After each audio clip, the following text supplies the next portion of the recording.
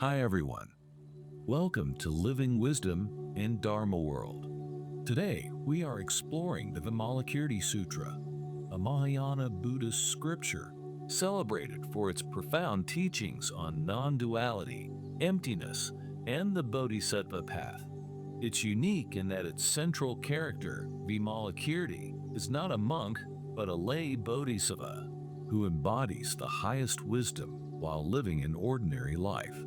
Why is this sutra so important? What are its main teachings, and how has it influenced Buddhist thought and practice? Let's dive deep into this remarkable text. The Vimalakirti Sutra is believed to have been composed between the 1st and 2nd century CE, possibly in India or Central Asia. It became widely known in China through several translations, the most influential being by Kumarajiva in the 4th century.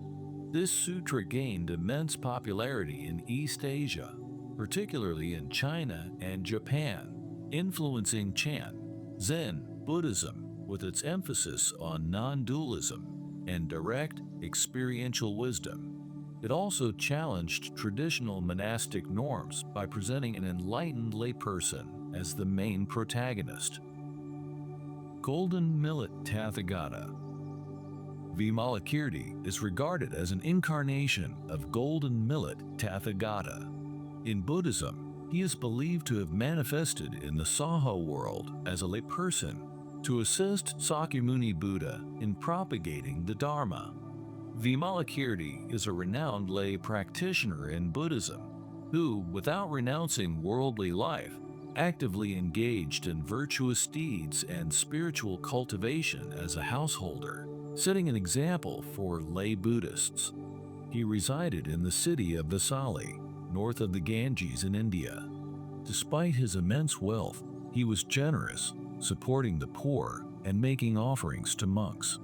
Not only did he teach celestial beings and demons, but he also shared the Dharma with deluded kings, nobles, and non-believers, gaining widespread renown. His thoughts and actions profoundly influenced later Mahāyāna Buddhism, especially Chan Zen Buddhism. Vimalakirti famously feigned illness to draw people to his side, using the opportunity to teach the Mahāyāna doctrine of śūnyatā, emptiness. He posed profound questions, guiding his visitors to realize the unborn nature of all phenomena. The primary source of his teachings is the Vimalakirti Sutra, which features his most famous dialogue with Manjusri Bodhisattva during his demonstration of illness. Main content and structure. The sutra is structured as a series of dialogues, predominantly between Vimalakirti and the great disciples of the Buddha. The narrative begins with Vimalakirti feigning illness, prompting the Buddha to send his disciples to visit him. However, each disciple hesitates, recalling past encounters where Vimalakirti's profound wisdom left them speechless. Ultimately, the Bodhisattva Manjusri agrees to visit Vimalakirti, leading to the famous dialogue on non-duality and the ultimate silence that expresses the inexpressible truth. The famous dialogue with Manjusri. News of Vimalakirti's illness reached Yedavana Monastery, and Buddha asked Manjusri to visit him. However, 32 great disciples declined the task. Ananda recalled his encounter with Vimalakirti. Once, while begging for alms, he spoke of the true nature of food, leaving me bewildered. Mahākasyapa also shared his experience. He pointed out my attachment to the lesser vehicle, rendering me speechless. Finally, Buddha entrusted Manjusri with the visit, knowing it would be an extraordinary Dharma assembly. The profound dialogue. In Vimalakirti's pure and spacious room, he lay on his bed with bright, piercing eyes. When Manjusri arrived, he asked with compassion, "Noble one, can you endure your illness? Is there any discomfort?" The Buddha sends his regards, hoping you are free from pain and distress. Vimalakirti responded, "This body is inherently empty. How can there be real illness? This form, composed of the four great elements, is neither born nor extinguished. Where can illness arise?" These words astonished everyone present. Manjusri realized that an extraordinary teaching was about to unfold. Vimalakirti continued, "My illness is not real. When sentient beings are sick, I am sick.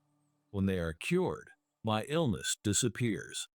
A bodhisattva enters samsara out of great compassion. If beings are liberated from birth and death, then a bodhisattva is free from illness as well."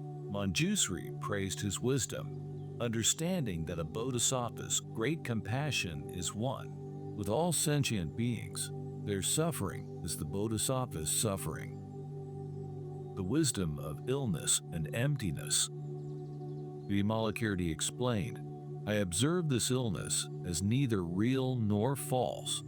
This body is neither new nor old. Illness is neither inside nor outside, nor in between. The body is like the moon's reflection in water, and illness is like an image in a mirror, appearing but without substance. Realizing this truth brings peace and ease." Manjusri was moved. "You turn illness into a skillful means to reveal profound truths." Vimalakirti continued, "My illness is as vast as empty space, without limit. The illness of all beings is my illness. To cure my illness, I must first eliminate their suffering. The root of suffering is attachment, which arises from ignorance. By dispelling ignorance and seeing the true nature of all phenomena, illness naturally disappears."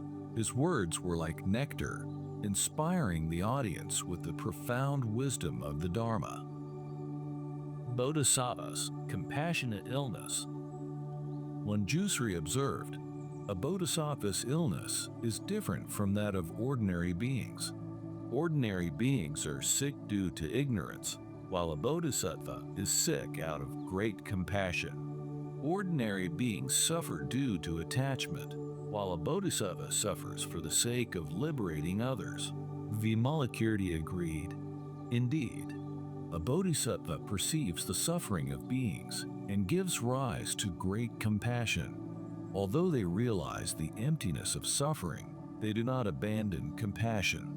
This is the inconceivable practice of a bodhisattva. This dialogue illuminated the essence of Mahāyāna Buddhism, where wisdom and compassion are perfectly integrated. The legacy of Vimalakirti's teaching. Vimalakirti's dialogue with Manjusri left a profound impact on the assembly, revealing the truth of existence and the key to liberation. His teachings transcended conventional forms of practice, emphasizing insight into emptiness and the embodiment of compassion. His words continue to shine like a beacon, guiding practitioners on the path to awakening. He taught that true liberation is not about escaping suffering, but understanding its nature through wisdom. A bodhisattva remains in the world without attachment, embodying the spirit of non-abiding nirvana. This dialogue marked a turning point in Buddhist history, demonstrating the depth of Mahāyāna wisdom through the life of a lay practitioner. Vimalakirti's example shows that genuine practice is not about external appearances, but about realizing wisdom and manifesting compassion. His words continue to inspire countless practitioners, offering hope and guidance on the path to enlightenment. Major teachings. 1. Non-duality and emptiness, śūnyatā. The central theme is non-duality. In one of the most famous passages, Vimalakirti remains silent when asked by Manjusri to explain non-duality, illustrating the idea that ultimate reality transcends all conceptual distinctions. Quote, Manjusri asked, "How does one enter the gate of non-duality?" Vimalakirti remained silent.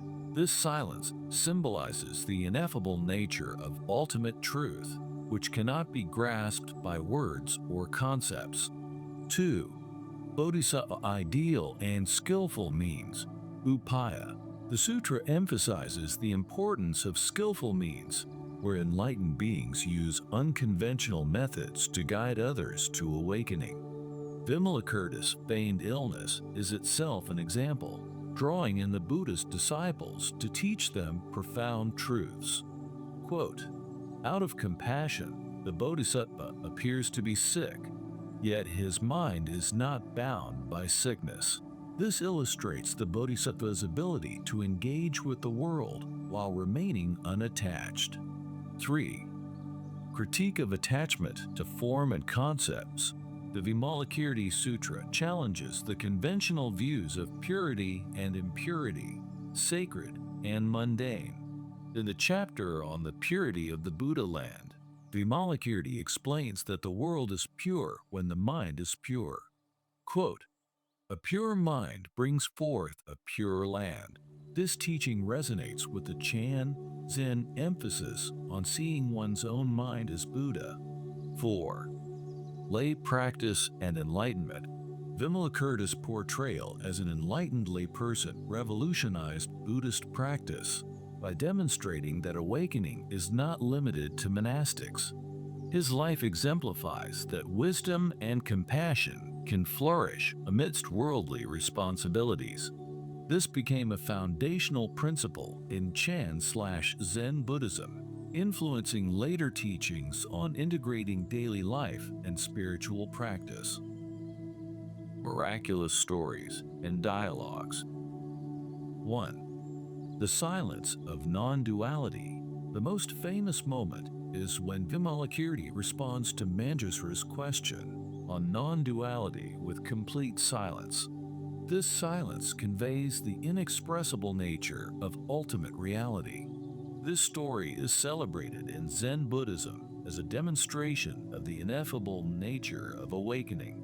2. The offering of the celestial maidens. During the assembly, a goddess in Vimalakirti's room showered celestial flowers on the participants. The flowers stuck to the robes of the arhats, but fell off the bodhisattvas. Sariputra's inquiry. Curious, Sariputra asked the goddess why the flowers stuck to the arhats, but not the bodhisattvas. The goddess explained that the arhats were still attached to notions of purity, while the bodhisattvas were free from such attachments. Transformation of gender. Sariputra then questioned why she was not free from the form of a woman. The goddess responded by magically swapping bodies with Sariputra, asking him, "If you are not attached to the form of a man, why are you troubled by the form of a woman?" This demonstrated the non-duality of gender and form, teaching that distinctions like male and female are ultimately empty. This illustrates the teaching that clinging to concepts, even of purity, is a barrier to enlightenment. 3. The 10,000 bowls of nectar. Vimalakirti manifested a miraculous feast by inviting offerings from a distant Buddha land called Many Fragrances.